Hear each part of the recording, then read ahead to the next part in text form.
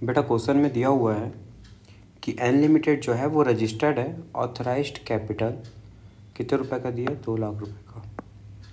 2 लाख का equity shares है 100 रुपये ईच का। ध्यान देने वाली बात यह है कि यह ऑथराइज्ड कैपिटल है। उसमें से बोला है कंपनी ऑफर कर रही पब्लिक को 1 लाख के शेयर ही, मतलब मैक्सिमम कैपिटल 2 लाख का कंपनी मंगा सकती है। आरओसी जो अप्रूव करता है रजिस्टर ऑफ कंपनी को, वो 2 लाख इक्विटी शेयर है। उसमें से 1 लाख शेयर कंपनी ने इशू किया पब्लिक को। कंपनी को पैसे आ गए 1.5 लाख शेयर्स के, और अलॉटमेंट भी कर दिया गया सारे एप्लीकेंट्स को प्रोराटा बेसिस पे। सारे कॉल्स बना दिए गए हैं और उनके भी पूरे पैसे रिसीव कर दिए गए हैं, except on second of final call पे 4,000 रुपये नहीं मिला है। और जो 20 रुपये था वो लेना था। The amount payable on second final call was ₹20 पर शेयर। तो कितने लोगों ने अगर पैसा नहीं दिया ये निकालना चाहूँ तो 4,000 रुपये नहीं मिला है। कितने शेयर्स पे? 20 रुपये के फाइनल कॉल के, मतलब पर शेयर की प्राइस जो थी 20 रुपये थी फाइनल कॉल का, ये नहीं मिला है। 4,000 रुपये नहीं मिला है फाइनल कॉल का। अगर मैं ये 4,000 रुपये को 20 रुपये से डिवाइड कर देता हूँ तो मुझे निकल जाएगा कितने नंबर ऑफ शेयर्स ने मुझे पैसा नहीं दिया है, मतलब कितने लोगों ने मेरे को क्या किया, कॉल इन अरियर किया है। तो अगर मैं इसको डिवाइड करूँ इससे तो बेटा ये आ जाता है 200 शेयर्स। 200 शेयर्स पे मुझे पैसे नहीं मिले हैं।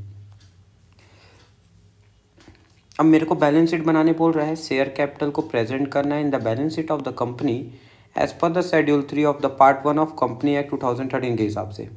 मैं क्या करूँगा, सबसे पहले मैं बना लेता हूँ क्या, बैलेंस शीट का एक्सट्रैक्ट, क्योंकि पूरी बैलेंस शीट तो नहीं बनेगी, यहाँ पे एक पार्ट ऑफ बैलेंस शीट बनेगी।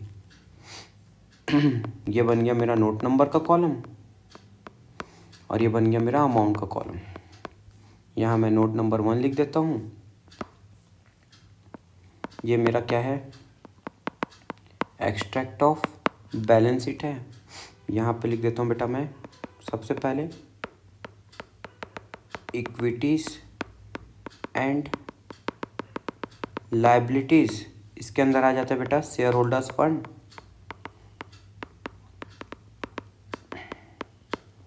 शेयर होल्डर्स फंड के अंदर बेटा आ जाता है शेयर कैपिटल। तो अभी जो भी हम बात कर रहे हैं ना वो शेयर कैपिटल के बारे में ही बात कर रहे हैं बेटा, ये वाला शेयर कैपिटल। तो इस शेयर कैपिटल में कितना रुपए आएगा, यही पैसा अभी हम निकालने वाले कहाँ पे, बैलेंस शीट से, जो कि नोट टू अकाउंट्स में बनेगा। मतलब नोट टू अकाउंट से निकालने वाले हैं, बैलेंस शीट बोला मैंने, नोट टू अकाउंट्स। ये यहाँ पे अमाउंट का कॉलम लिख दिया मैंने। अब इसमें सबसे पहले हम लिखते हैं ऑथराइज्ड कैपिटल। सबसे पहले तो वही लिख दो क्या, शेयर कैपिटल, इसी के बारे में निकालना ना। इसके अंदर लिख दो क्या, ऑथराइज्ड कैपिटल। ऑथराइज्ड एसईडी या जेडईडी एक ही बात है, ऑथराइज्ड कैपिटल। कितने के लिए कंपनी ऑथराइज थी, एक बार क्वेश्चन देखो, 2 लाख शेयर्स पे 100 रुपये ईच के, ठीक है।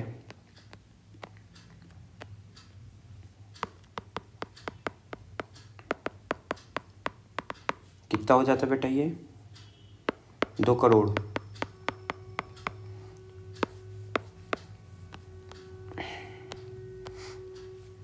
इसके बाद हम लिख देते हैं इशूड कैपिटल।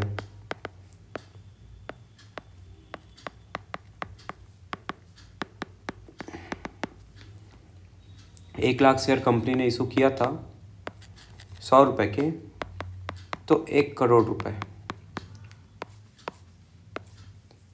इसका भी कोई यूज़ नहीं होगा बेटा। आएगा हमारे बैलेंस शीट में क्या, सब्सक्राइब कैपिटल। तो यहाँ पे लिखते हैं हम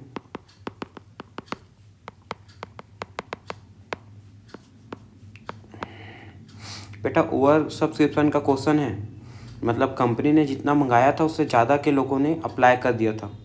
पर चिंता मत करो, उनके पैसे हमने वापस नहीं करे थे। 1.5 लाख के लिए तो अप्लाई किया है उन लोगों ने, लेकिन हम उनको इशू कितने शेयर करेंगे, 1 लाख, क्योंकि इशू से ज़्यादा हम अलॉट नहीं कर सकते, भले ही अप्लाइड कितना भी रहे।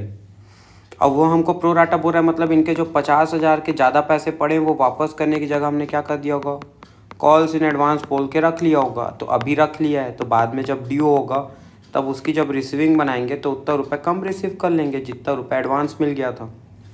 तो उसका कोई फ़र्क नहीं पड़ना है। तो 1.5 लाख का कोई हिसाब नहीं है, हिसाब तो 1 ही लाख का है। अरे भाई 50,000 पे अभी ज़्यादा दे दिया तो बाद में कम दे देगा। तो यहाँ पे हम लिखते हैं बेटा 2 चीज़। ऐसा इसलिए subscribe and fully paid up, ऐसा इसीलिए क्योंकि देखो क्या है ना, जो लोग पूरा पैसा दिए हैं उनका पूरा हिसाब बना लेते हैं। कितने लोगों ने पूरा पैसा दिया बेटा, वो 200 शेयर पे नाटक हुआ है, वो भी 20 रुपये का, 4,000 रुपये का, उसका हिसाब हम बाद में बनाएंगे। तो कितने लोगों ने पूरा पैसा दे दिया भाई, 1 लाख शेयर में से 200 लोगों ने नाटक किया है, बाकी ने तो पूरा पैसा दिया ना। तो बेटा उसका हम अमाउंट लिख देते हैं 99,800। इतने लोगों ने पूरा चुपचाप से पैसा दे दिया 100 रुपये के हिसाब से। कितना होता है ये होता है 998, जगह कम पड़ रही है, इसको अपन थोड़ा ऊपर भेज देते हैं। कहाँ गया भाई, ये आप इधर आ जाइए, थोड़ा ऊपर लिख देते, जगह मत कम पड़े फिर। तो अभी जगह कम है तो मैं थोड़ा सा ऐसे लिख दूँ, रुको 1 सेकंड, जगह बना ही देता हूँ।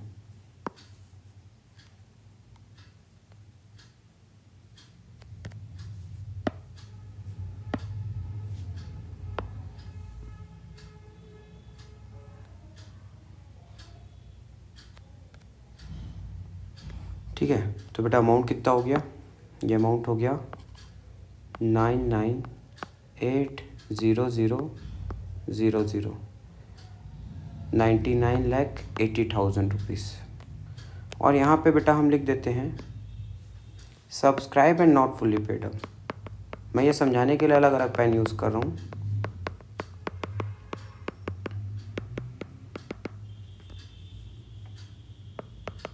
तो इस समय कौन पैसा दिया है भाई, हमको लेना था।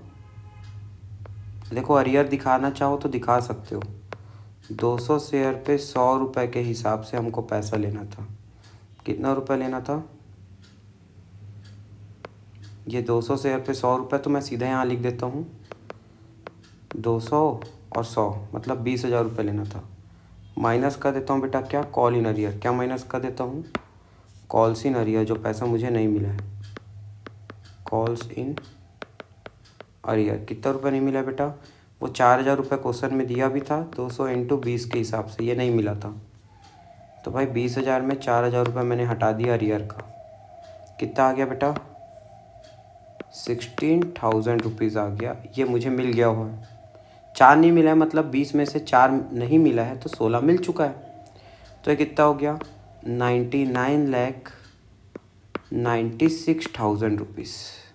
और ये जो पैसा है ना बेटा 99,96,000 रुपीज़, ये आपका आ जाएगा कहाँ पे, शेयर कैपिटल में। और ये आपका आंसर है। इसके साथ में क्या कर सकता है बेटा, वो आपको यहाँ इक्विटीज़ एंड लायबिलिटीज़ के बगल में एसेट्स बना के भी दिखा सकता है कि यहाँ लायबिलिटी साइड का टोटल कर दिया उसने 99,96,000, और यहाँ पे एसेट्स बना करके उसके अंदर में नॉन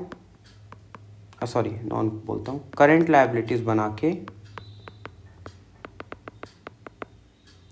फिर लायबिलिटीज़ क्यों लिख रहा हूँ, सॉरी, करेंट एसेट्स बना करके उसमें दिखा देगा क्या, कैश एंड कैश इक्विवेलेंट, क्योंकि जितना रुपया आपको रिसीव हो गया है।